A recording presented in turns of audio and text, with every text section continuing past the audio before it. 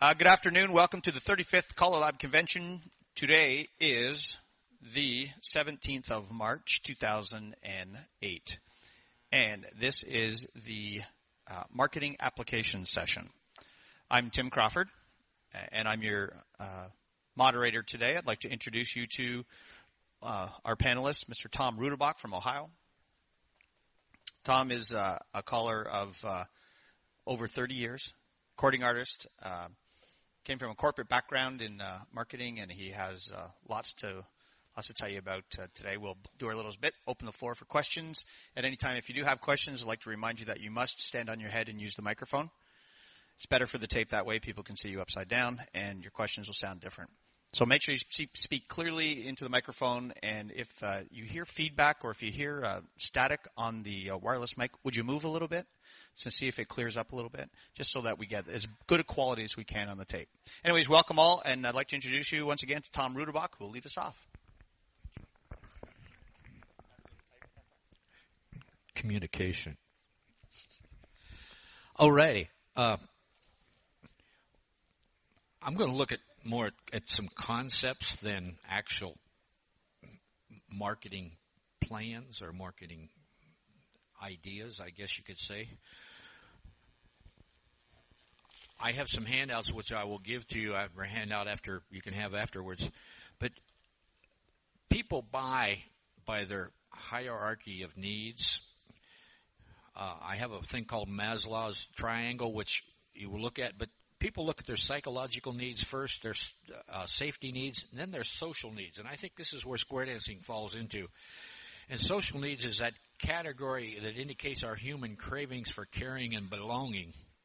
This includes products and services that make us more attractive to others. So as our marketing, one of the things we need to look at when we're marketing our product is, do people care about this product? Is it going to make them feel better? Are they going to feel better about themselves, feel better about in being with others? Many purchases are about feelings, and they're not just logic. So we got to give our product a winning personality. We have to create an atmosphere. That's an intangible type thing, and it can't be easily measured or defined, but we can feel it. So when we're marketing our product, we got to make people feel that they're wanted there, comfortable there, something they really want to do. Let's be honest, we can't be all things to all customers. We can't be the best to everybody, and we might as well admit it, square dancing isn't for everybody. So, we got to look at those people that we think will fit into our marketing plan, our marketing goals, those people that want to be with us. What type of customers do you want to target? What you do for that customer? How do you do it? What can we do better than our competitors? If you go back and look at the marketing plan that was written a couple years back, Mike Hogan had a good big part in it, and Mike couldn't be here this weekend because of work. But people look at us as square dancers as, and this is not backed up by research, we are a group of people that are older. The women wear long, puffy skirts. The guys have big belt buckles. The women have puffy hair. And we drive RVs. This is what come out of the marketing plan. It also indicated that our target audience needs to be somewhere in the 55 range and above, because this is where the baby boomers are. People, the empty nesters. This is not to say we need to exclude all the others. This is should be our primary target market. We also need, as part of that marketing, looking at some of the other things that they could participate in. Square dancing offered basically everything. It offered human relations, mixing with other people, groups, exercise, and that whole gamut. But if you look at some of the others, such as computers, going to movies, those did not include all of those things.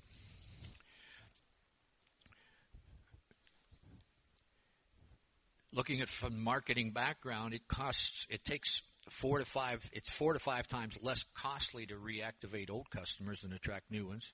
It costs 7 times, when looking from strictly a money standpoint and work standpoint, it costs 7 times more to recruit a new customer than to retain an old customer. So, looking at our marketing, we got to be creative. We got to be look at things that people are really going to want to participate in as far as human relations. And again, our target thing, we got to start thinking outside the box. What's working at other places? How can we adapt those things to work for us? We got to persevere, never give up, and we also have to believe that the first contact is not going to result in a sale every time. We talk about, well, I've asked all my friends. Have you asked your hairdresser? The guy that changes the oil in your car? The cashier at the grocery counter? Again, looking outside the box. I've got some other things as we go along that perhaps I can insert, but I'm going to let Tim take it from there. Tim does a lot of marketing, selling insurance, etc. Thanks, Tom. Anytime you have any questions, just hold it. No, I'm kidding. If you have any questions, just raise your hand and we'll be glad to answer them as we go. Does anybody know what any professional marketers here? Anybody have a marketing background like in school and stuff like that? Paul Henze?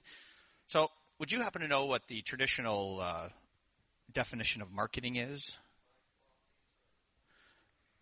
Price, quality, and service. They're all components of an essential marketing. Out of a textbook from, I can't remember the school now, forgive me, but they define marketing as the process of responding to the needs of your prospect. And they also say that another component, a key component of marketing, Paul mentioned about, was research and development. So you have to identify or create, if the need be, the need for the prospect. So you have to determine who your prospect is, and then you have to determine the need for that prospect, what that prospect is. And then selling is the process of convincing the prospect that our product will satisfy their needs. So those are the things, those are the main components in marketing that we should be looking at all the time when we talk about marketing. Marketing basically can be broken down into, if you were at Colorado Springs last year, it was briefly discussed, the 4 P's and the D's. Do you remember that? The planning, the product, the pricing, the distribution, and the promotion. The planning part is effectively the identification of our resources and the relationship to the environment in which it functions. So the product line and the public image are key in planning. It's my opinion that in square dancing, in do-so-do, planning is the weak link in everything else we do. The product we have identified, we are making modifications to the product where we need to. The promotion, I think, we do as good as we can at promotion, although the only people that we have in a promotional role are the people that are actually in square dancing, and they are not often the best salespeople. The pricing, we've talked about pricing, and depending what the product is, I believe that we are underpriced.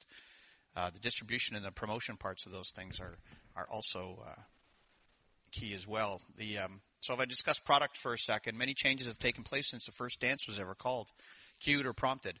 And these changes have been in response to the changing needs of the dancers. So in fact, we are meeting the needs of our customers, but we're not really going outside our customer base at this point to the prospect. But we have changed the activity to meet the needs of the people that are in our activity at this point. Research and development support product changes and have to be sensitive to new developments, changing lifestyles. We have to be sensitive to economic factors. downturns in the economy, gas prices. We all talk about how the gas prices impacting people coming to the dances in general, airfares, etc., and our evolving society. And there are also regional differences that we have to deal with. And briefly, you can just know that in Japan, square dancing is marketed and handled completely different than it is in North America, that it is in Europe, that it is in Southern California to New England. So we have to be ever conscious of those types of things as well in any product that we have. Pricing, I don't want to dwell on pricing because it's fairly obvious that the price must meet the product's perceived value by our prospect. And when we're trying to get our prospects into the activity, they're usually not asking us what the price is. It's not a consideration so much as some of the other things that we have to deal with. Promotion, it's more than just advertising. The promotion part of the marketing, it includes inducements to encourage or to motivate the prospect, as well as provide inducements to our sales force. So we talked about all these square dancers that we have in the activity, and they truly are our salespeople, and they're not sometimes the best salespeople that we have. Maybe they'd be a little bit better if we, gave them some sort of an incentive to get out there and sell the activity a little bit more to their friends. And I'm not sure that we weren't doing that 25 years ago. Maybe we were somehow, and these days we've not been doing it. We keep talking about our prospects, and we prospects. Is there anybody can tell me who our prospects might be? Who would be our most likely prospect? Friends, neighbors. That's traditionally who have always been our best prospects. Everybody on the street is a prospect as well. Doctors' offices. Obviously, marketing to everybody on the street is the most challenging method because you haven't really taken time to identify what sector of everybody on the street would be your best prospect. So in any plan that you develop, that's part of the planning process. You have to determine who would be your best prospect, then identify how you can meet the need of that prospect through square dancing. Generally, I hear, you hear people say that we need more young people in square dancing. But demographics show that they're probably less likely to join this activity. The product that we have to sell is probably not that attractive to the youth, or not even say the youth, say the younger generation. And that's because a large sector of the demographic population that is 40 and under subscribe to something called instant gratification. So they like to get into things, they like to do them, and then they like to get out of them and go on into something else. This week they're bowling, next week they're taking a computer course, the following week they're playing hockey. And that instant gratification makes it difficult to market to that prospect because this activity, we ask people to give 35 weeks of their life or 50 weeks of their life to learn classes. It's not an insurmountable task because there's no requirement per se for us to actually demand that much time from us. We have to take the product and modify the product to meet the need of our prospects. If our prospects don't want to come every week, then we have to find a place for them to be able to dance on a casual basis.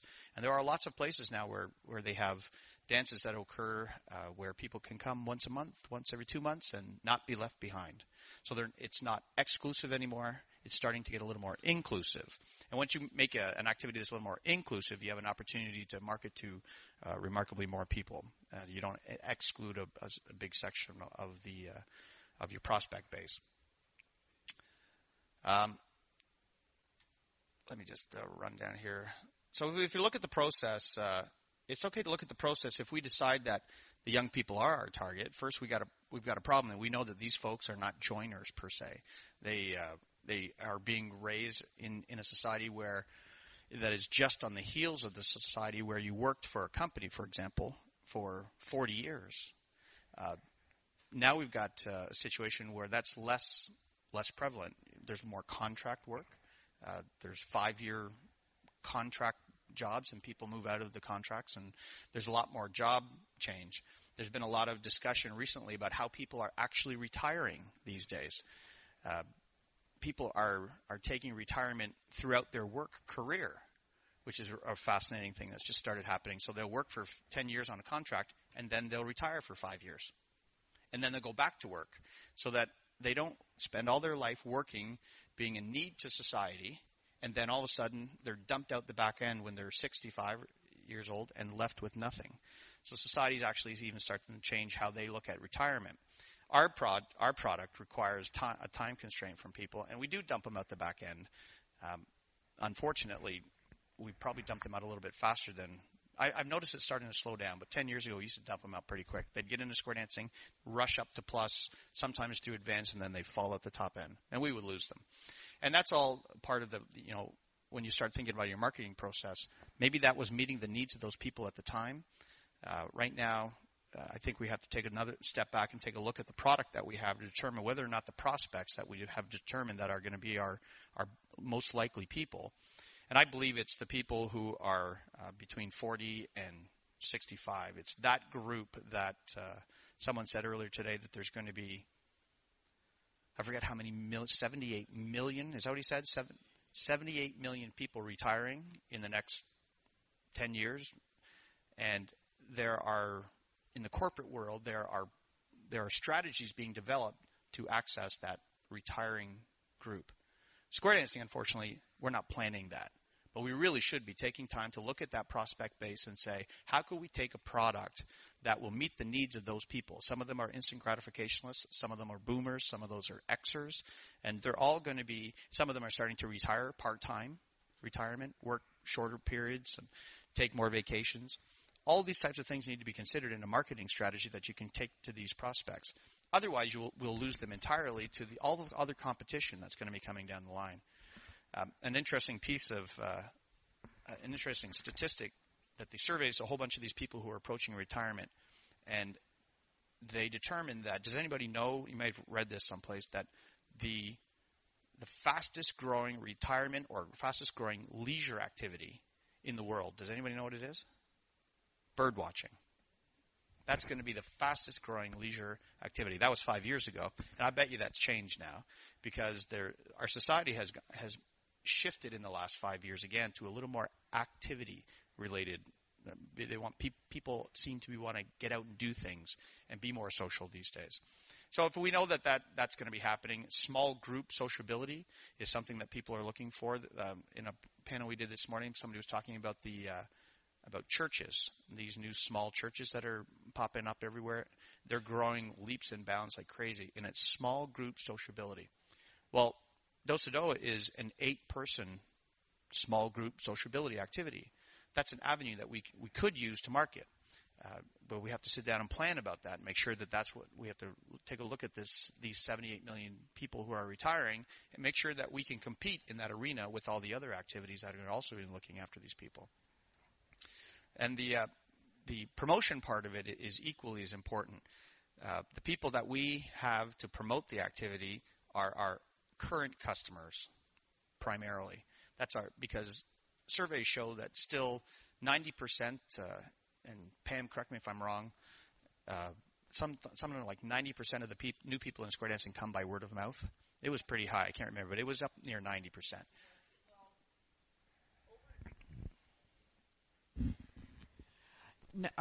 The survey was for callers, and we'll be discussing this in the R&D committee meeting tomorrow afternoon if people are interested. 90% of callers still feel that word of mouth, it was the highest method that people use to market. It was 90% of people use word of mouth to market, and the next highest was down in the 60s somewhere that they use. So word of mouth is still considered the best. And I can say that in my own business, my insurance company, I keep track of all the leads that come into my company and all the sales and our turn ratio on those, whether we place the piece of business or not. And it's 90% word of mouth. We have a rule in the company that we try to take our customers to elevate them to the next phase that we call members. We want to make them members of ECI Insurance. And then the next phase beyond that is I can't remember now. My brain went dead. But the top rung of the ladder, if you will, is a raving fan. So raving fans of your company or of our product go out and tell all kinds of people.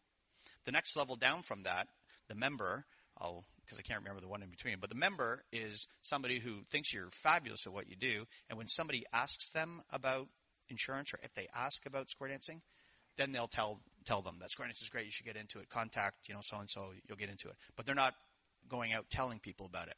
The raving fan goes out and tells people about it. But customers are just customers. They come, they go. And it should always be our endeavor, because we know now that marketing is 90% word of mouth referral, if you will. We got this population base in square dancing that are challenged sellers, if you will. The question is, can they be effective in the marketplace selling this thing? Have we ever tried to take these people and raise them up to raving fans? Or are they just our customers? And we know that referrals and word of mouth is everything when it comes to marketing, 90%.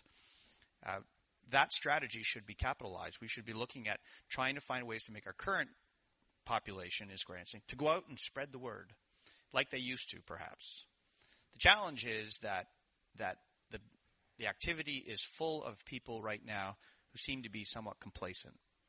Is that our fault or is that their fault? It's unclear, but we should probably put an effort into taking our current population base and moving them up the ladder, because then they'll go out and tell people about activity.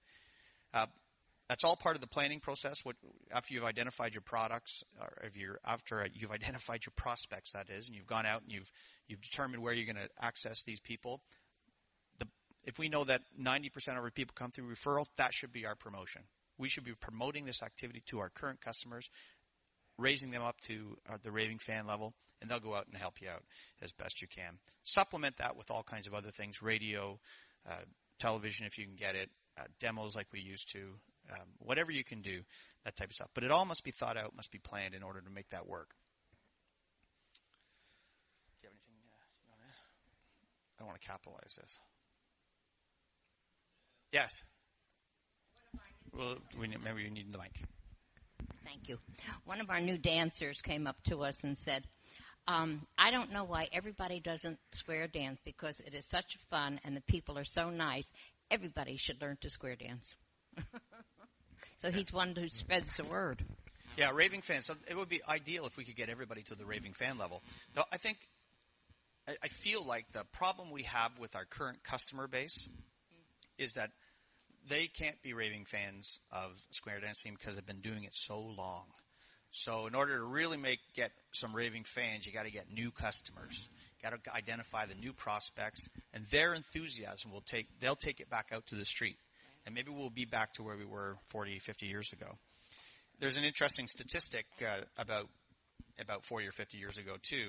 We talked about Jim Mayo did a survey, and we were talking about retention and whether we kept people in the activity for a long time and what the problems were. And Mr. Mayo said in his book, and he started keeping records in 1960, everyone who tried square dancing in the next decade finished the class, which by then was already 20 lessons, of the And then of the graduates, half of them never danced again. And of the remaining 50%, half of them did not return the next season. So we grew because we were so successful at recruiting, and that began to fade in the late 70s. I think he said by the mid 80s, recruiting became a major problem, and modern Western square dancing began shrinking because of the lack of people. So it looked like we stopped marketing at that point. Maybe we just had so many people in the activity, the word of mouth. We had raving fans, so we just maybe stopped marketing at that point. We started to see people going away, and the retention became an issue, became prominent because we stopped recruiting. Well, we can change that. This product does meet the need of the people just like us.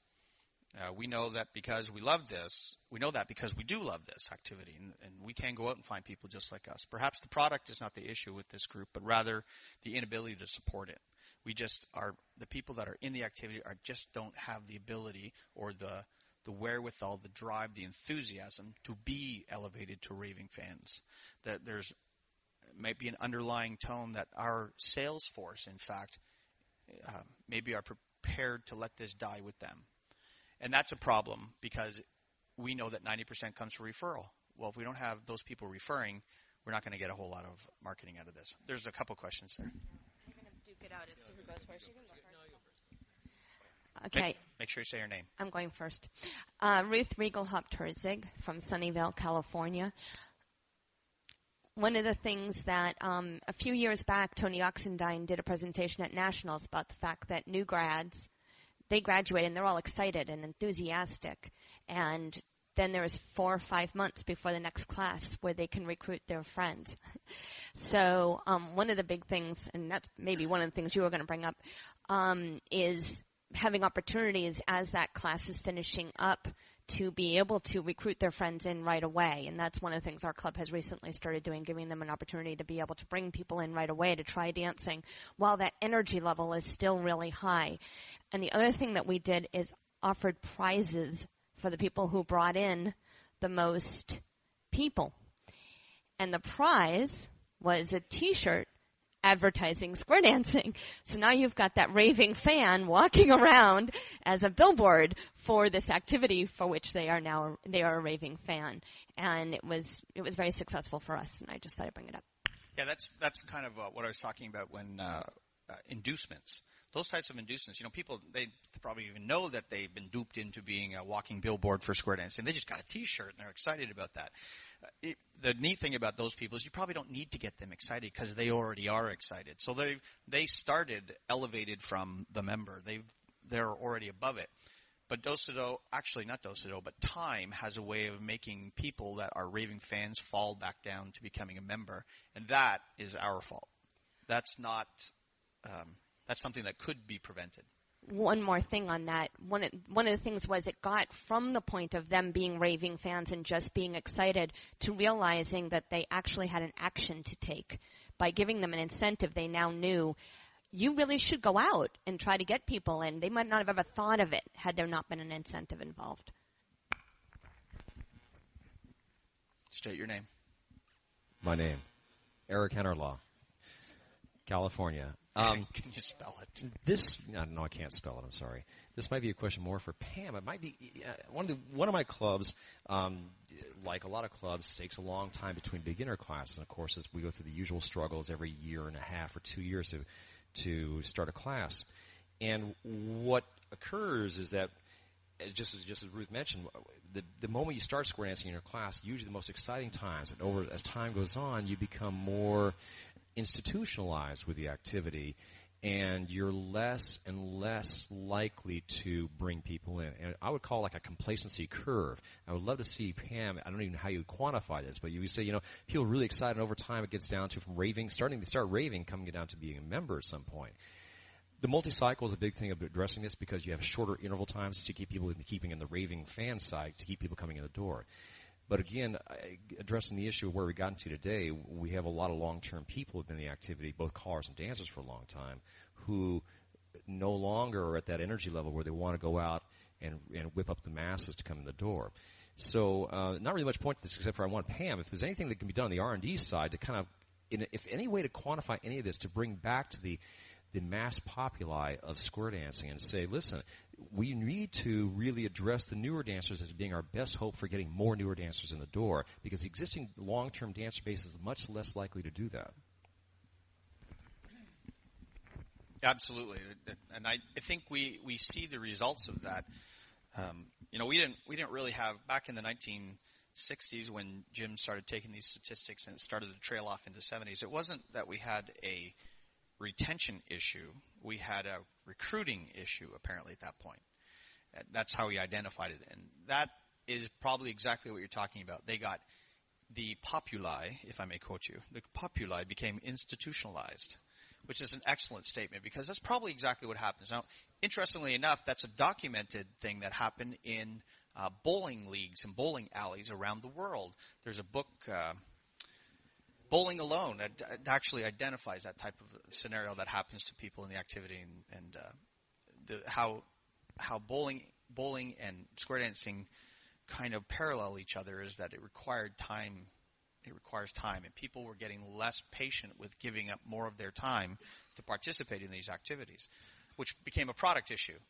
And so Bowling Alone, they did it by changing the venue, I guess, and putting the neon lights on and the rock and roll music, and changed the look of bowling, and they started to come back. So, you're absolutely right. That's something that happens to our population, populi, which I love that word. If we take that populi and we keep them motivated, then they are less likely to be institutionalized and keep them at that raving fan or just below. Pam. Partly an answer to Eric's question. What you were talking about in Jim's book, there was a survey done. I have it on my laptop as a PDF. It's on the, I believe, on the Foundation website. If you want to go look to the CALLERLAB Foundation website, it was a survey done in the early 2000s, and that effect of people dropping out after the first year was still going on. That had not changed. They'd take lessons, and 50% or whatever the massive number was still quit immediately after lessons. They enjoyed the lessons, and it was like, okay, that was fun. Now on to the next lesson of something else. And I don't know that anything was ever really done with that survey. It was done before my time as being involved with the committee, even, let alone chairing it. So, but that effect is still going on, and that's something we really need to look at. And it personally, as a person, one of the baby boomers that we're all talking about, one of the leading edge of the baby boomers we're all talking about, it is this instant gratification thing. And we've become a society of learners. You learn a game, you learn a whatever. So I learned square dancing. Okay, now I'm going to go and learn something else.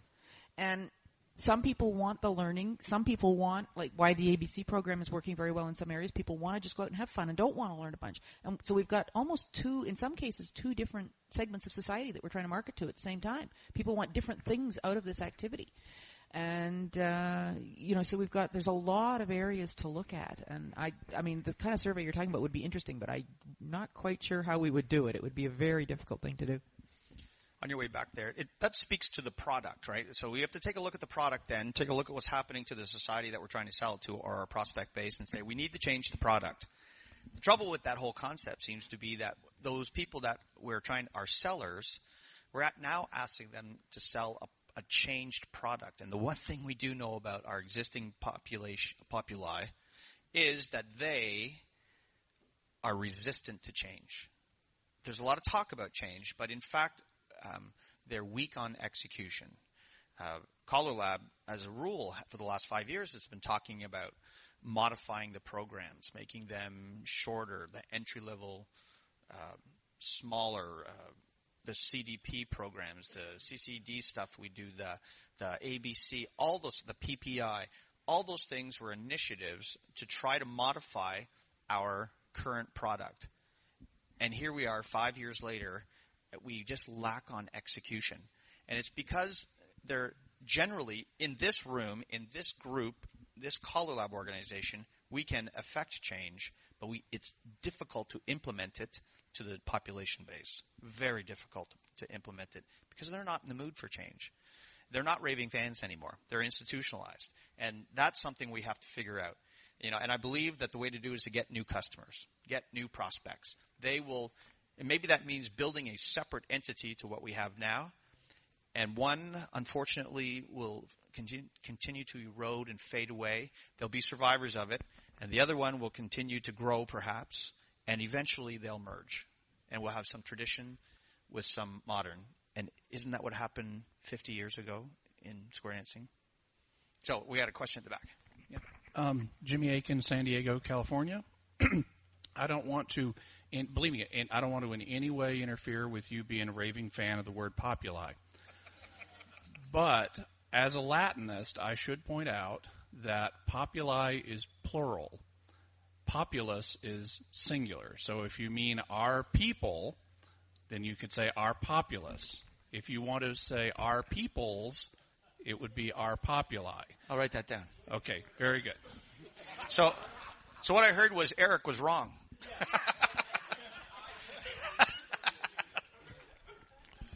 I'm retired. This is Cal Campbell. I'm retired, and one of my projects has been going through Sets in Order, Square Dance Magazine, and reading articles, just kind of putting along year at a time.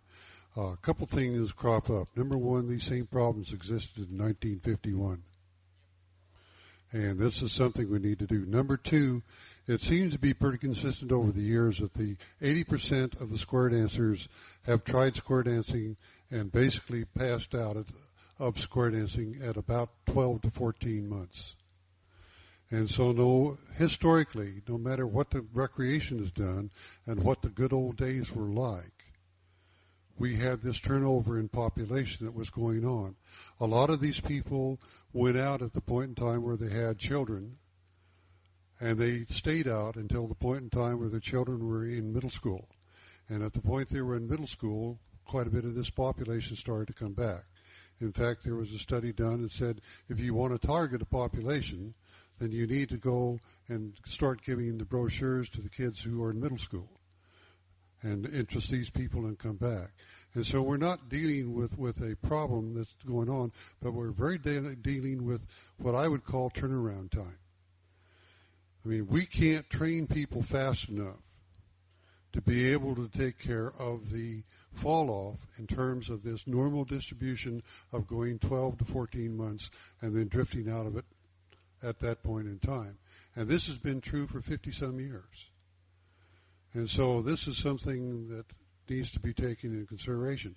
What we could do would be to develop, as you point out, a parallel recreation that requires less training, and eventually this would grow and the other would go, and I like the idea of the two merging.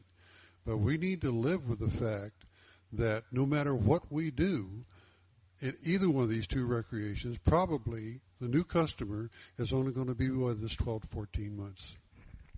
Yeah, and that's a very valid point to consider when you – and two things that you said that are very important is that we're talking about taking the product now and modifying the product so that it suits the need of the casual dancer. I'll call it casual dancer, the 14-month dancer. But the other side of that coin is that we also have to have an effective recruiting program that is always feeding at the bottom because we're losing more at the top. At some point, in order to make a parallel universe exist, that has to be swapped around. We have to be getting more people than we're losing, but then we have to also be, at some point, okay with the fact that we're going to lose more than we get. And then maybe, after we're all gone and the next group of dancers will be faced with exactly the same thing 50 years from now, and we'll see something change again.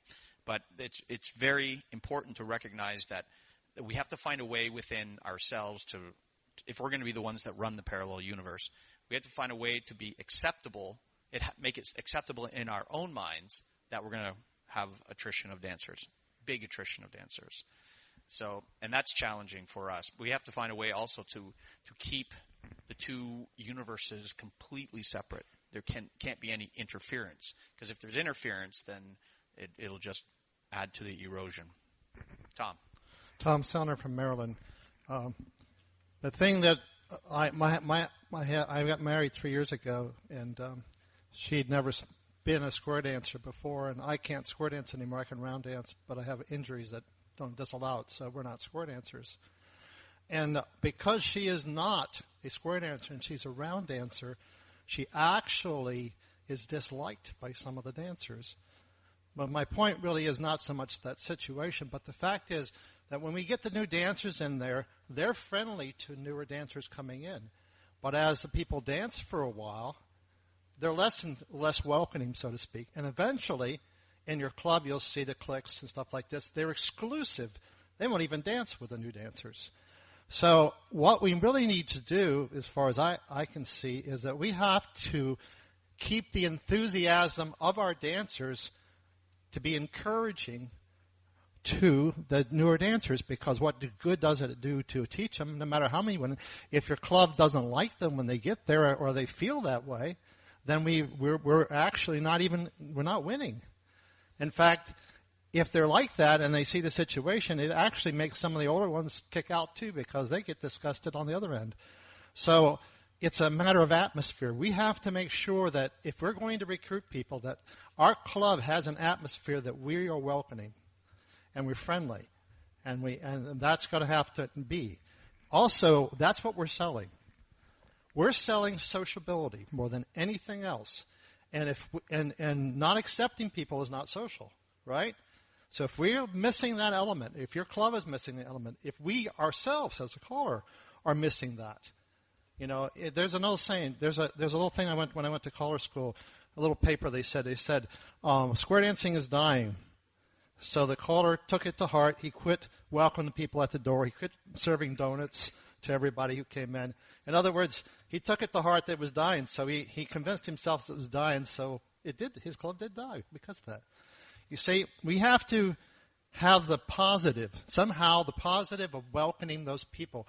It has to be an atmosphere where, this is fun, it is social, we like you when you come on the door.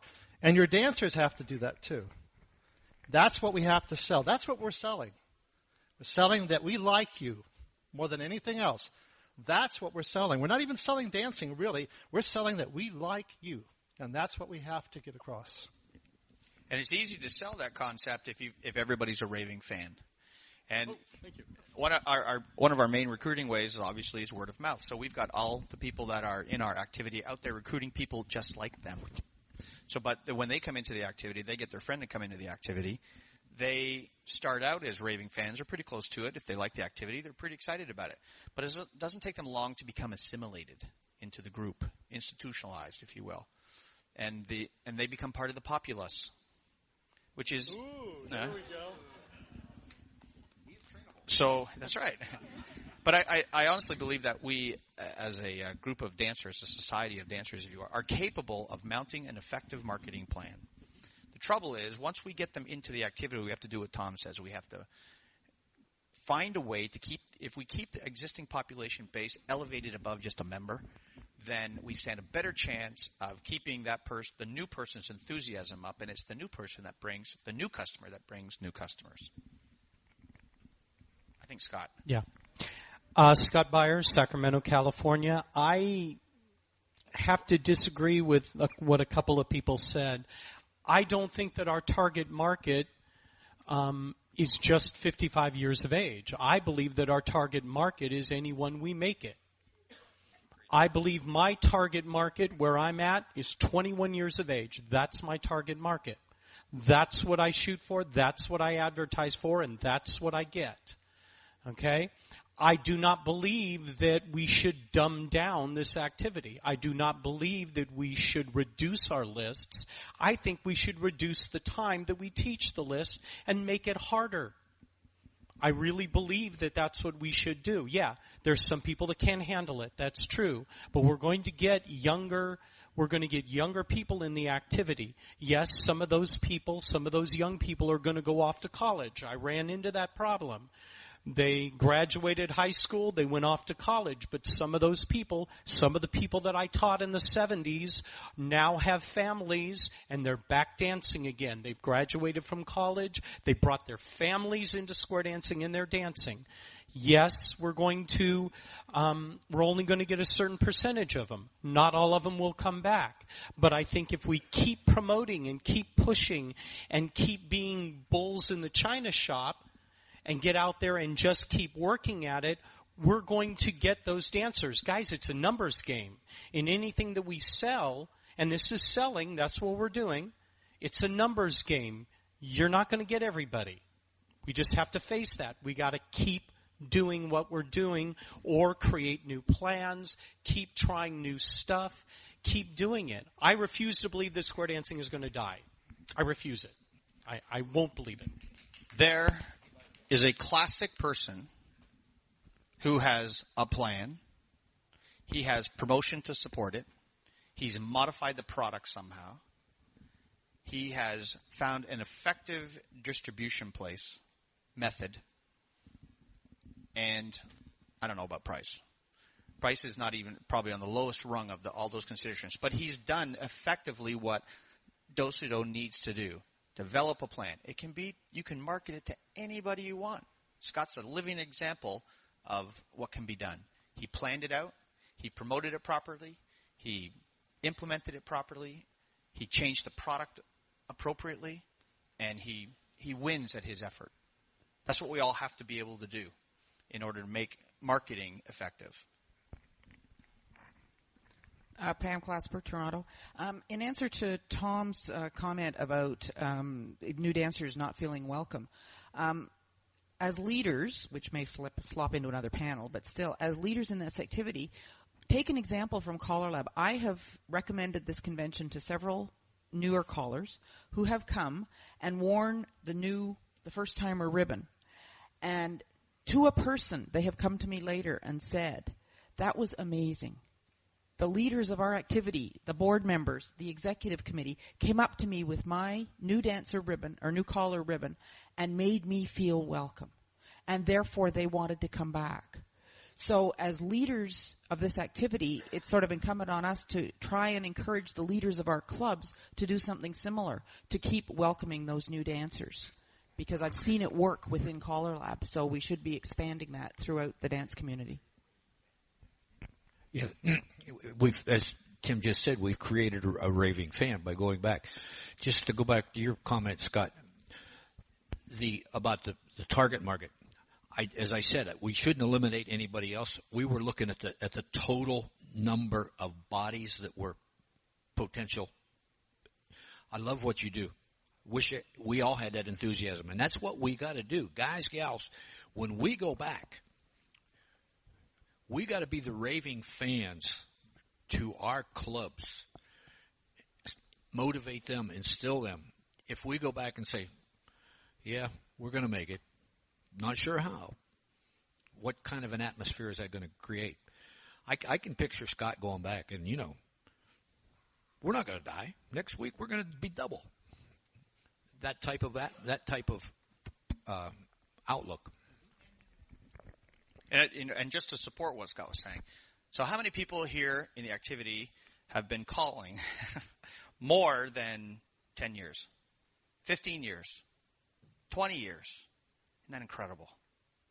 So technically, we all have kind of fallen into the same thing that we're trying to preach ourselves right out of, that we might in fact have been institutionalized. We are one of the populi. You got the dancers, and we got the callers. So, but it's interesting, and Scott has found a way to make himself a raving fan through his own enthusiasm for the activity. So and people feed on that. And so he goes out and makes other raving fans right out of that whole thing. It's interesting. Scott's one of the few people who sat down and actually planned it all out. Because people don't plan to fail. They really don't. They fail to plan. And that's important to know the difference between those. People do fail to plan. They get out there and go, this is what I want. The goal is this. And everything else is not planned out. And then they get upset when they hang flyers at all the restaurants and they only get two people out to their class. It wasn't a thought-out plan, and they didn't have a good execution with respect to what their goal was. They didn't think it back. They didn't do all the 4 Ps and the Ds. Scott most likely did. Dennis. Oh, I'm sorry. Charlie. Hi. I'm Charlie Robertson from Denver, Colorado. I got a few. Thank you. I'm glad you do, Scott. I have a few comments in there a little bit disjointed. One, there's a wonderful book called Creating Raving Fans. And I'm sure you guys have read it because you've referred to it a lot, Tim. It's a great book if you haven't read it, buy it because it's a pretty short read. It's got some great corporate ideas that are marketing ideas that we can apply to this activity. And not only will it help you create raving fans for yourself and for square dancing, but it will help you become a raving fan for square dancing. Secondly, speaking to what Pam said, my first CALLERLAB was in the mid '80s. I wore my little dot, and I was treated like royalty. I think we need to take that to the next level. As leaders in this activity, we need to be treating our newer dancers like royalty. We need to make sure when they graduate and we are transitioning them from the class environment to the dance environment, we make it a easy and smooth transition for them.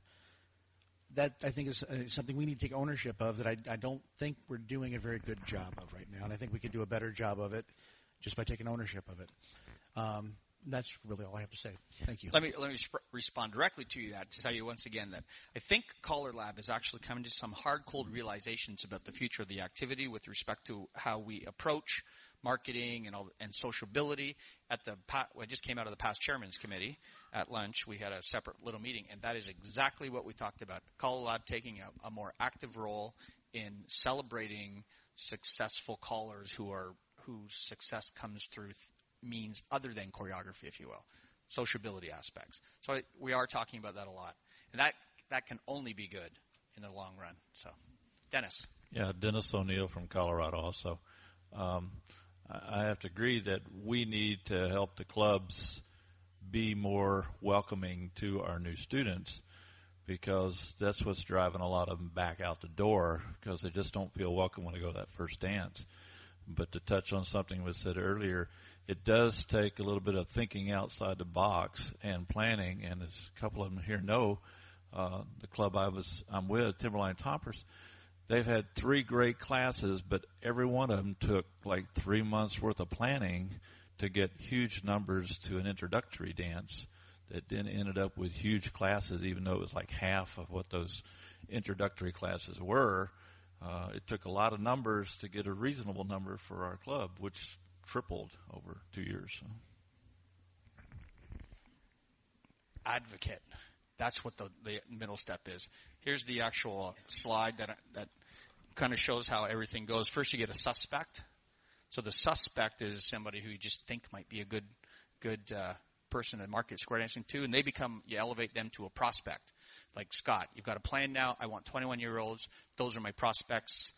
Then you've got the shopper. That really doesn't apply here because we don't have people coming to us looking for it for the activity. We pretty much are taking it to them.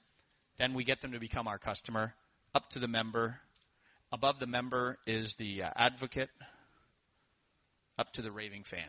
So that's kind of like the ladder that you would take people through. We always want to keep people above the customer level. And all of ourselves, we should be in at least the advocate or the raving fan stage ourselves, because we are the leaders. We should be as enthusiastic as Scott is.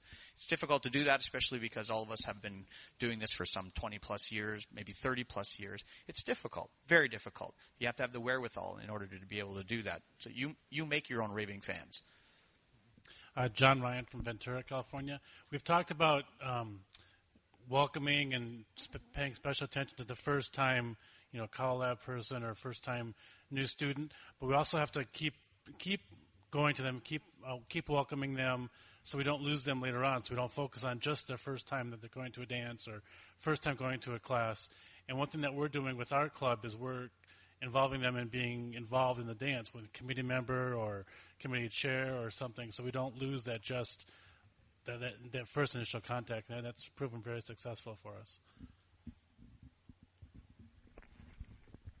I can relate back to the enthusiasm part and the welcoming part. There's a club back in our area that has, and I told them way back when, and they've all but folded now, that at their new dancer group, students, present dancers, every time they took a break at class, the new dancers were over here, the angels were over here, and I said to them, would you want to belong to this club?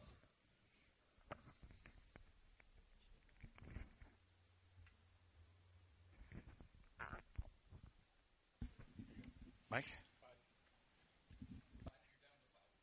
We're down to 5. Any other comments? Mr. Hensey?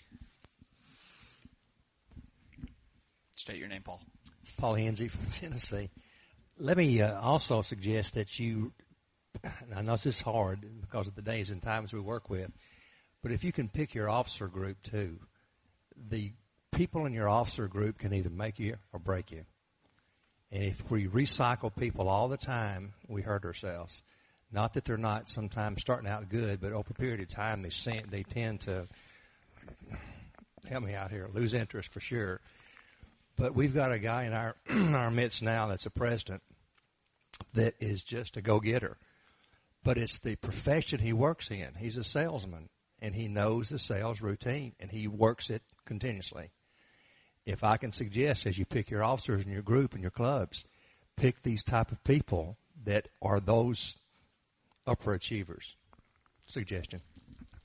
That's an excellent suggestion, and there's widely accepted the six things that a team of your officers, if you will, or in any business, or probably even Scott had a team of people that were helping him do this. You must have strong leadership in order to make this work, and you all must agree on a common goal. In Scott's case, he had a clear, concise goal what he wanted. Everybody must agree what that goal must be. Everybody must know what the rules of the game are, how you're going to actually go out there and achieve that goal. You must have an effective action plan. You can't just rely on the goal, hang up a couple of flyers, and hope that's going to happen. The action plan should be made of multiple different efforts as well, not a singular effort. Generally doesn't return the results that you need. Support risk-taking. So the group itself, the leadership team, must in fact support people going out and trying something completely different. We have to actually let them go out and do the best that they can, determine what worked, what didn't work, and know where you're going to focus your efforts beyond that. And it must be the team, the officers of your club must have 100% involvement and inclusion. They have to all be involved and they must all be included in order for that to work. So in closing, since it looks like we've come to an end, on behalf of Tom and myself, thank you all for coming this afternoon. If you have any questions, Tom's got some handouts up here. Please take them on your way out. We have a coffee break, and then I guess that's it for the afternoon. There's some birds of feathers stuff. So thank you all for coming this afternoon. There's another session. That's right, 4:45. Thank you.